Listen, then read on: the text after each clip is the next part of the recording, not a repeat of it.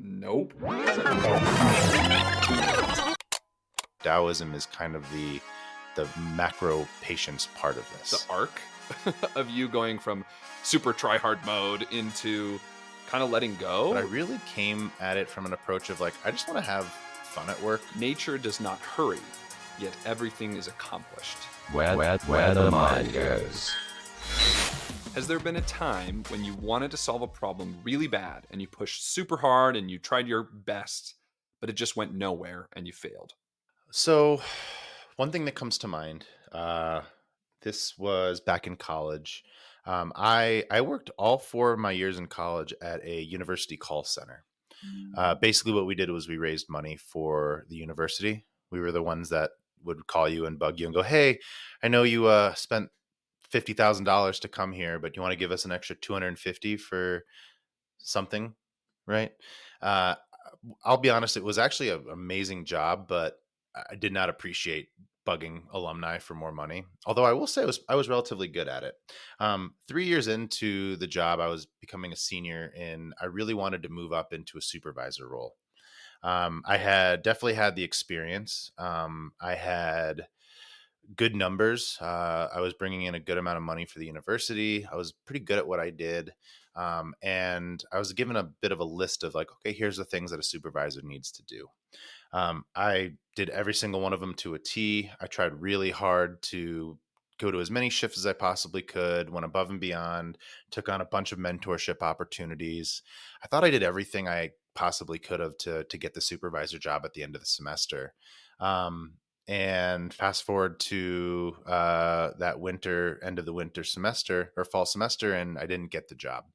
I was the last person out in the group of supervisors that got the job, so I was the first one to not get it, which hurt even more. And I kind of wish I didn't know that. And I got very frustrated by it. I mean, I ended up breaking my computer because I just threw my backpack against the bed when I got home that day, and it bounced right off the bed and landed right on the floor, cracked my computer. My parents were not too happy about that. So, computer issue aside, right? I was frustrated, but I ended up getting back to work the next week. And I kind of just decided, you know what? If I don't get the job, that's fine. This is my college job. It doesn't mean too much. I'm just going to have a lot of fun with it. So that next semester, I still took on mentorship opportunities, but I really came at it from an approach of like, I just want to have fun at work. I want to be the guy that people feel like they have fun around, because the job itself was rather boring. I mean, we're calling alumni, right, constantly and pretending to have these really engaging conversations. So I kind of just gamified it. I would see how much competition I could create around the team. I would see if we'd play games like, can you throw in a certain word on a call and see if you can make it work, kind of stuff. And just had a ton of fun. And we ended up having a great team that year. I had one of my best semesters as a caller. And I still put my name in the ring for a supervisor role, but I didn't know if I would get it because I wasn't vying for it as much as other people were. Well, turns out the less I tried, the easier it was to get the job. So I ended up getting the supervisor job that semester, the next semester, and then one semester after that, I was promoted again to manage all of the supervisors. Right, so I was the one person managing 10 supervisors who then managed 75 callers. Um, and and I really feel like at the end of the day, not trying was what ended up propelling me into these leadership roles. And then when I was in them, I kind of just kept the same mindset of, let's just have fun. Let's create a cohesive team that everyone actually wants to come into work. And lo and behold, we ended up setting records for the amount of money brought in per semester. We ended up having the team that everyone else wanted to be a part of. And I really just attribute that all to trying to create a fun environment and not a winning environment. We even had our team name, ironically, was Good Team Fun Time. That was an amazing story. First off, I've never heard that one before. And geez, yeah, there's so many just poetic parts of that. And just the arc of you going from super try hard mode into kind of letting go is a really cool segue to this topic we're talking about today, which is Taoism. So yeah, I don't know if you realize how perfect that story was, but it is exceptionally perfect for what we're talking about. So Taoism, I don't know if you know much about it, is Mm-mm. for some it's a philosophy, for some it's a religion. I'm not going to pretend to be a Taoist master or even qualified to professionally explain what Taoism is, but just in my own kind of layperson experience studying it and being interested in it, what I would say is it is a philosophy that I strive to get better at and learn about that's indigenous to China. It crystallized in the 4th or 5th century BCE. So it's been around for quite a while. It most famously crystallized in the text, the Tao Te Ching by Lao Tzu. And I'm sure I'm not pronouncing that right either. But Lao Tzu is one of the most quoted people probably on the internet now. If you Google them at all, you've probably seen many of the quotes from Lao Tzu or the Tao Te Ching and not realize that's what it was. One of my favorite ones that I often come back to is nature does not hurry, yet everything is accomplished. And I feel like the story you just told really ties into it. I think some folks would call what you did just focusing on fun. Some folks would even say that that is the Tao. This ability to shift away from accomplishment and pushing and pressure and trying into this like surrendering to flow. A lot of times in the Tao, the metaphor is how do you flow and move in the world like water, right? Water often finds a way through the rocks of a river or through the blockage of a boulder by just flowing effortlessly over it or under it, right? And so a lot of folks that are in the world of Taoism will often ask themselves the question, how do I flow like water in my life? And so that's really what I wanted to bring to you today, because I think both being entrepreneurs, both being people who are passionate about going to the gym and, discipline, and being passionate about how do we, be more balanced in our work-life balance. It can sometimes feel like there's so many things going on. Even before we got on this call, you were like, I'm doing a million things right now and I'm trying to, juggle all these balls in the air, and how do I keep them all up? And I feel that way all the time. And I'm trying to come back to this idea of Taoism, and in Taoism they talk about the word or the phrase I should say Wu Wei, which again depending on who translates it slightly differently. But the one that I find I think translates for me best into English is Wu Wei, meaning effortless action or non-action. Um, so with that, how does that come back to that story you just shared, right? Like to me, that was the pivot. You moved away from trying to become the supervisor to how do you just enjoy your life and be really present? It sounded like gamification and having fun, and suddenly that allowed you to effortlessly flow into not just the vision you had of becoming that supervisor, but to literally being the supervisor's supervisor. Do you know what I mean? I don't know. How is that connecting for you? It's funny because we'd prefaced a kind of high level what this conversation was about, but I don't think I realized really what I was doing when I was having fun being a supervisor. But it reminds me a lot of kind of the conversations I have with my coaching clients, right? When it comes to fitness specifically, there's something I always like to say, which is you could have the perfect routine, the perfect workouts split in the perfect way, written in the perfect, cadence and done at the perfect time. But if you don't enjoy what you're doing, then you're not going to make a lot of progress over time. Right. I've always said it, the best workout you could possibly do is the one that you want to do. And I think there's a bit of a connection here in this idea that in order to really, in order to make progress, in order to get the things that you want out of life and to maybe apply a little bit more consistency to them, you have to have, it has to be something that is easy and not super easy and not simple, but something that where you're like, okay, I can see myself doing this over and over again. And from what I understand about Taoism, right, this idea of moving like water, it kind of reminds me of the phrase "go with the flow," right? And sometimes that phrase is bastardized a little bit, but for me, what that means is, you know, move in the path of least resistance, right? Do the things that maybe they're not the most effective, maybe they're not the most optimal, but they're the easiest to accomplish. And being able to do that over a long enough time frame will actually get you a lot closer to your goals than than putting all of the effort you possibly could, and 110% mentality, right? Oftentimes that leads to burnout, to realizing that these aren't the goals that you want, to understanding how much work is actually required to move that quickly. And I think that's something that Taoism really highlights, which is, yeah, less is more, right?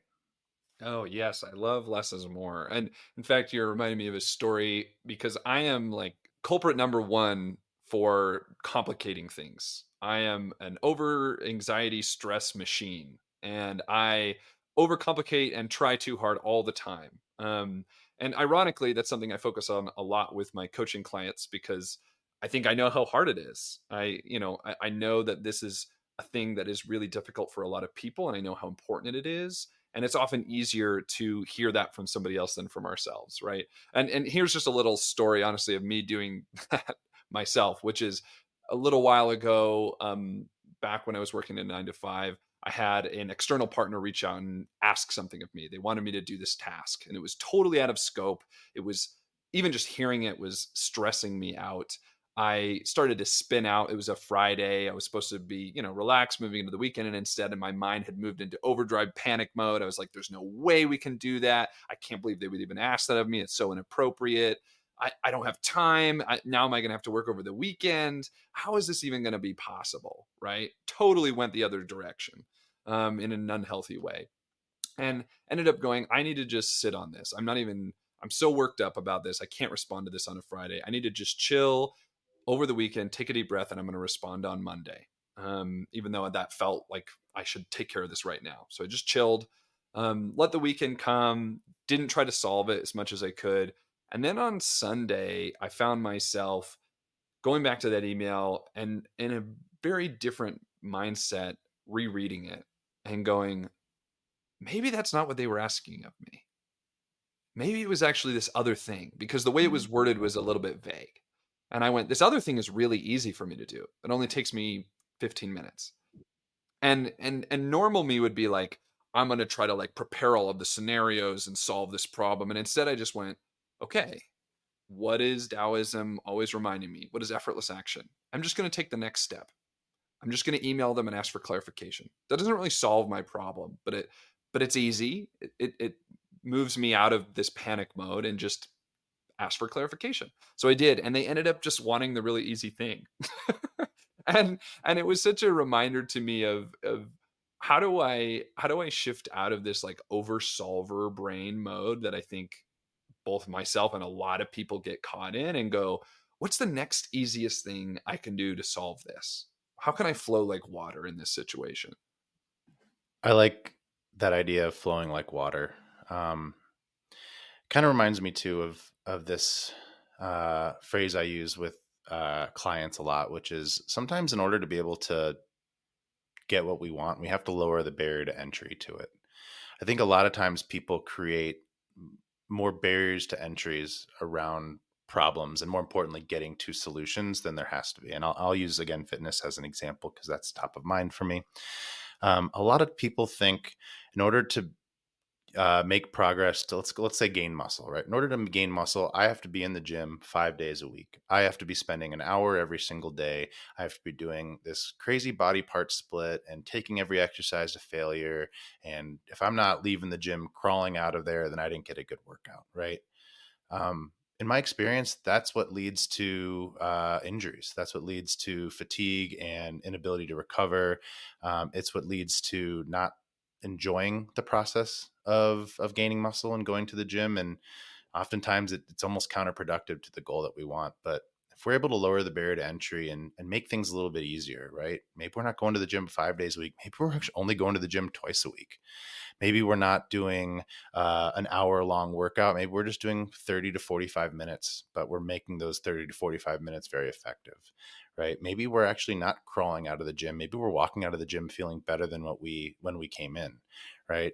If you were to just measure your output from just a week, yeah, 5 days a week, an hour a day is going to be more output. And maybe in that week you would have gotten farther, but it would have affected you the next week and affected you the next week. And maybe you're like, you know what, this is a little too much for me. I can't do this. And then you end up just giving up on your goal. But if you reduce that barrier to entry and make it easy, you might not get to your goals as quickly, but you'll get there more consistently, right? It'll be easier to step into the gym every day, step into the gym twice a week, and feel like, okay, I can do this. This is manageable. I'm not biting off more than I can chew. And just the simple act of being able to do that over and over and over again will actually get you a lot closer to your goals than if you just were trying to, make this harder, bite off more than you can chew. And I think Taoism, at least at a high level, is very similar to that, which sounds like what they're saying is, hey, don't try to force this, right? Let's make this easy. Let's make this fit into your life, and then let's let the process kind of flow and be present. Let things happen to you. Don't try to make things happen, and you'd be surprised how far you can get from that. Yeah, really well said. Really well said. Well, and I think a common misconception that people have about this idea, and there's a lot of different names for it, right? Some people talk about it as Taoism. Some people talk about it as go with the flow. Some people talk about it as surrendering to the universe or having faith, Mm. or, there's a lot of words, and they're all slightly different permutations, I think, of a similar concept. Um, but I think the mistake that people make is thinking that that surrendering to flow or wu wei or whatever words you use means passivity. And I think what I've discovered in my own life is that when I'm in that flow, it's not about doing nothing. It's not about being checked out. It's not about being lazy. I think that's the number one thing. People hear this and they go, "Oh, you're lazy." And it's not about that. I think it's about minimalism of action. It's about how am I keeping myself in a place of calm and activated listening. And in a lot of ways it's mindfulness, right? It's like I'm paying attention in a little bit more of a relaxed way so that when the opportunities come, that I can kind of feel are intuitively are the easy path forward, right? It's like kind of that water metaphor. I can flow with that. I'm not checked out. I'm just listening more deeply, and rather than reacting, I'm moving with the flow of life. And I say that not as someone who knows how to do that, who's mastered this at all, but I have these moments and I really feel it, and I can just kind of feel the magic, and I'll notice that problems just kind of dissolve around me when I can slip into that space. Um, and I'm curious what you think as someone who, we both love Alex Hermosi. We love a lot of those entrepreneurs that I think are defining our generation of entrepreneurs. And I learned so much from him. But one area that I just really struggle with is he's such a believer in hustle culture. He's such a believer in, some of his recent posts around 12-hour work days if you're a man between the ages of blah, blah, blah, blah, blah, which I struggle with that on many fronts. I don't understand why it has to be gendered. But I don't know if I agree with this idea that you have to overwork yourself to achieve your goals. And that to me feels like such a complete paradox to what Taoism is talking about. And I'm wondering, is it possible to succeed in business by being restful, by being surrendered to flow? Can you do both? I don't know the answer because I honestly wrestle with myself on this. I feel like I keep flopping from just super try hard mode to trying to let go mode. And I I feel like I'm just on this pendulum swing. So yeah, where are you at with that? Couldn't agree more. This is actually something I've been wrestling with, and I've been having conversations about this with my wife. I've been having conversations about this with fellow entrepreneurs because I think it's one of the hardest and most unforeseen issues that entrepreneurs face is this issue of I have to work incredibly hard to get to where I want to go, but the harder I work, the more uh, closer to burnout that I feel, the closer to not being able to put priorities into other aspects of my life. Right. I think a really good example is, Michael Jordan was the best basketball player there ever was, but he was a shitty husband and a shitty father. Right. You can't be good at everything because he put so much effort into one thing.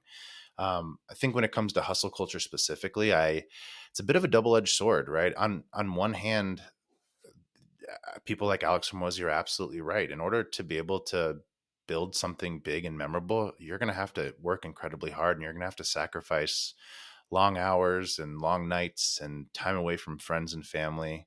Um, But at the same time, I don't think that's the only way to go about it. And I think what it really comes down to is intentionality, right? What are you really trying to get out of this? If you're trying to be the best in the world at something, you're going to have to be the worst at other parts of your life. And I think you just have to be okay with that. But if you're not looking to be the best at anything, if you're looking to balance building a career that you can find passion and fulfillment in, but also having relationships that are meaningful with friends and family and loved ones, having practices outside of your career that you just enjoy, hobbies. I'm going golfing later today with some friends, and I'm really looking forward to it. But I'm also stressing because there's things on my to-do list that I'm not going to get done because of that.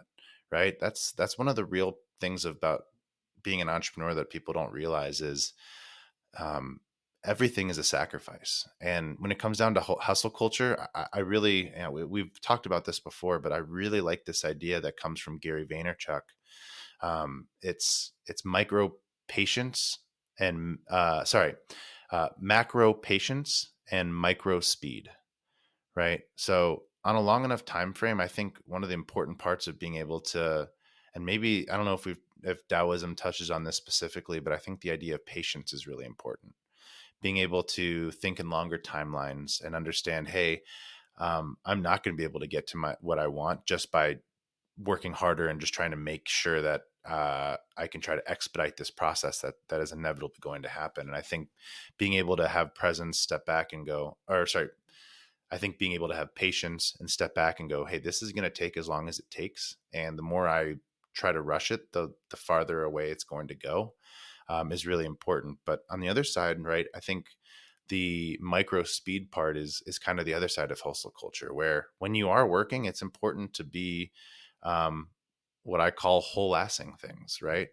I'm very good at half assing, and I think a lot of people are, but I think in order to be able to, balance these two things of being able to move in a direction that moves you towards your goals, and also being able to live a life that allows you to be happy and fulfilled and not burnt out, right? You kind of have to balance those two things. And for me, and from what I'm learning from this conversation, is that Taoism is kind of the macro patience part of this, right? It's the ability to go, hey, whatever's going to happen is going to happen, right?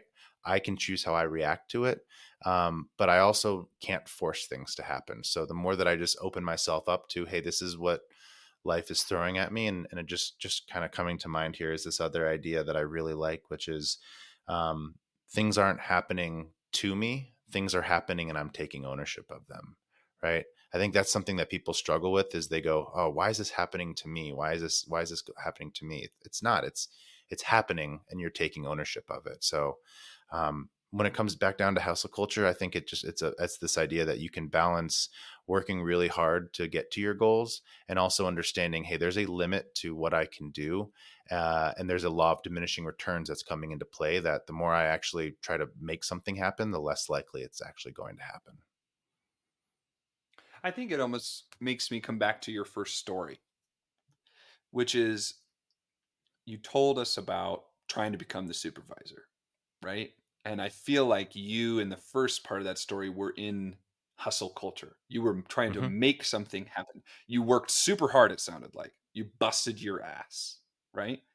And then when you let go, which is different, again, to my point earlier, it's not about checking out. You didn't quit. You didn't stop that Mm-hmm. job. You didn't go somewhere else. You didn't do nothing. You were still engaged, but you were focused in a different way. It's almost like a different part of your brain got engaged. You focused on fun. You focused on flow. You focused on being in the moment. You focused on micro speed of how do I gamify today to be the best at this while having a good time. That to me is the switch. And I go, how do we make that switch in our businesses? How do we make that switch for, my clients who are struggling with burnout but are still ambitious people and are anxious and are trying to figure out how to navigate all that? How can we make the switch with your clients around going to the gym, right? How does going to the gym become fun, rather than the thing I have to grit my teeth and get myself to do? I don't know the answers to these questions. The biggest takeaway I have is is asking ourselves like this question whenever we're doing something that feels tough, which is, how can I make this easier? How can I reduce the barrier to entry? How can I make this more fun? And oftentimes in our head we play this game of, yeah, but that's not as effective. Yeah, that's not as good. But who cares?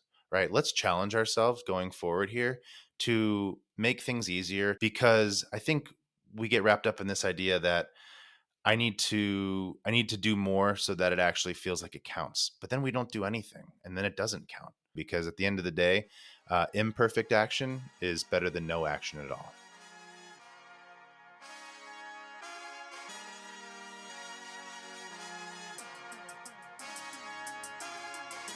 Where the mind goes.